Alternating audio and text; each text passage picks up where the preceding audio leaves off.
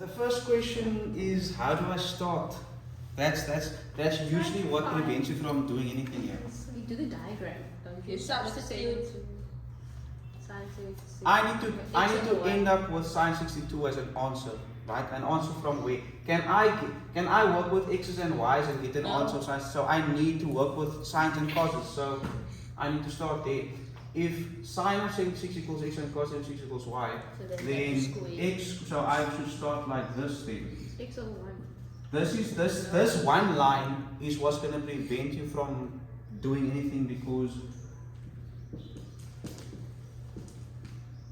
do you agree that what I'm writing is, Yes. yeah? So now I have something to start with, because now I need to work with this and work it until Larry could make it, Andy. So this is where you start off with, and you need to manipulate this in order to get to that final answer. Do we have something after this yet? So I use. I know this. I use the identities. Which one? The sine squared. The sine squared.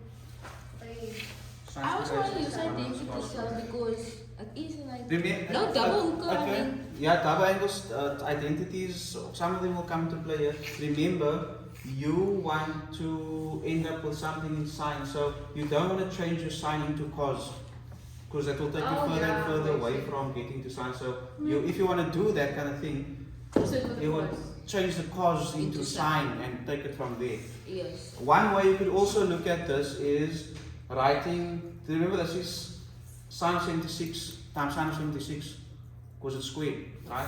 So that's sine 76 times sine 76 minus cos 76 times cos 76, which starts to remind you of compound angles. And then from there you need to manipulate it to make it look like a compound angle. What I mean is, if I expand this, I would look at that. Do you agree with me? Yes. Times itself minus times itself.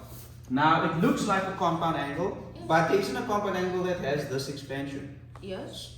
Sine A minus cos A. Oh no, No. sorry. Cos. But there is a one that says cos A, and sine A, which would be cos of 2A.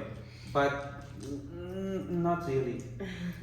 So let's stick with a sine compound angle, because it's in that form. But a sine compound angle would have said sine A cos B minus cos A sine B, right? So it means you need to do something to one of them to get there. I know, so What is it? you must use co-functions. Oh, yeah. You want it you want so you use the last one. Because I'm seeing this already a minus. And it's you need to use the minus one. So sine cos, yeah, it's a minus. So it's the same. It doesn't change anything. Yeah, it's the minus in the middle. Hello. So if I'm following you guys, you have figured that this would be sine of 90 minus 14, which is cos 14.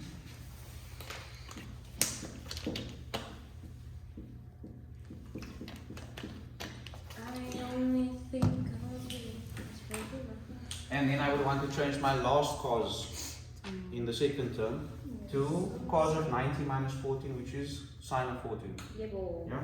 Yeah, boy, yes. I will, but I No, will, sine of 90 minus 76. Cos 76 sine. So what is it doing? cos of 90 Minus. 90. Remember, this is still cos 76, right? Oh, you must write it out. Doesn't you write sine? Now don't confuse. Rather, and you'll see what I'm doing. I'm writing the step out first instead of trying to convert it in my head. In other words, I've been given cos 76. I must rewrite cos 76 as itself as a compound angle, right? So cos of 90 minus 14 is still cos 76, and from here I will write it as a compound angle, which is the sine of cos of 90 minus theta is the same as sine of 14. that theta. So in the lesson there is rather write this step out.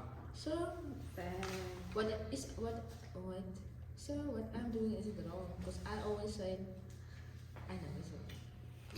always change. Like The you say theta. sin. No, I don't say. I say Uh-huh. sine 90 minus the theta.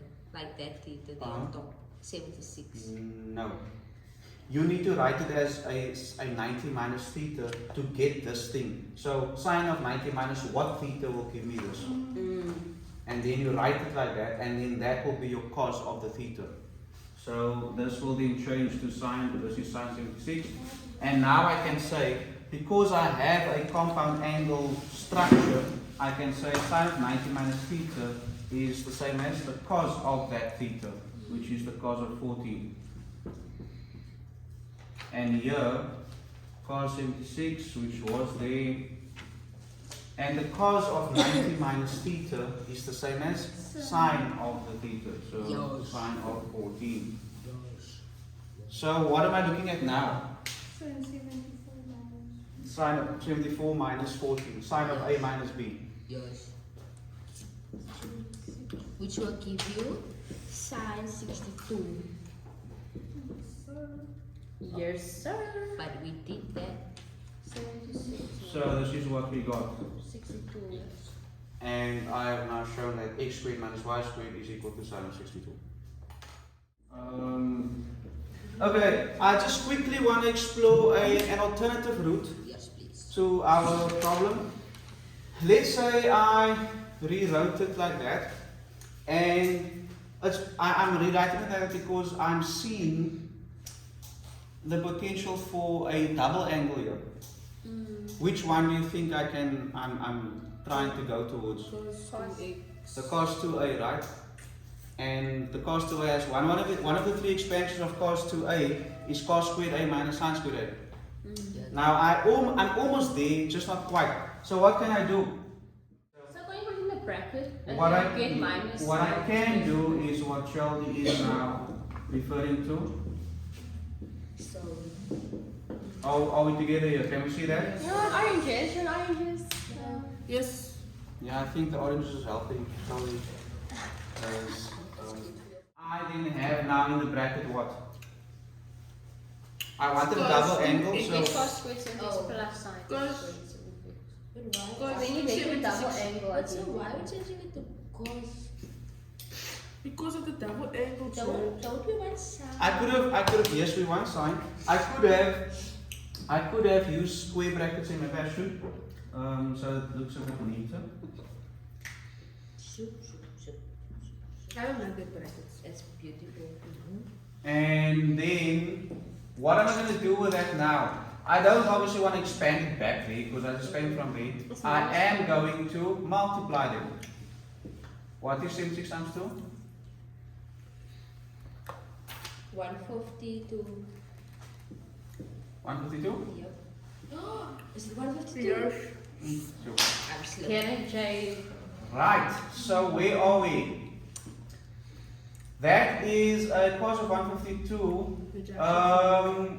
We can break that into 60 minus. Go 180, 180 180 minus a reduction formula, right? Because it's a big angle. I can write it as cos of 180 minus what? 28. I think. But it gives you 28. Yeah, and then when you go functions Minus 28. yeah, gives you.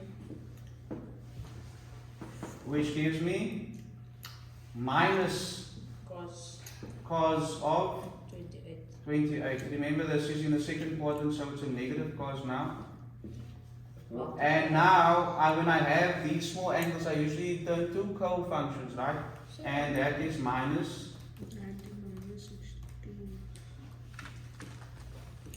90 minus 62 degrees. Yo, this is a whole lot of. And that is then, let's just keep the brackets, okay, let's just keep it square for now. That cos of 90 minus 62 is the sine of 62, right? So that will be the negative sine of 62. Are we still together? Yes. And then that will then Positive. give me a positive sine of 62. Yeah. That's an alternative route for you to I take. didn't use it for the first one. First one was less Doable. complicated and more doable, I think, yeah.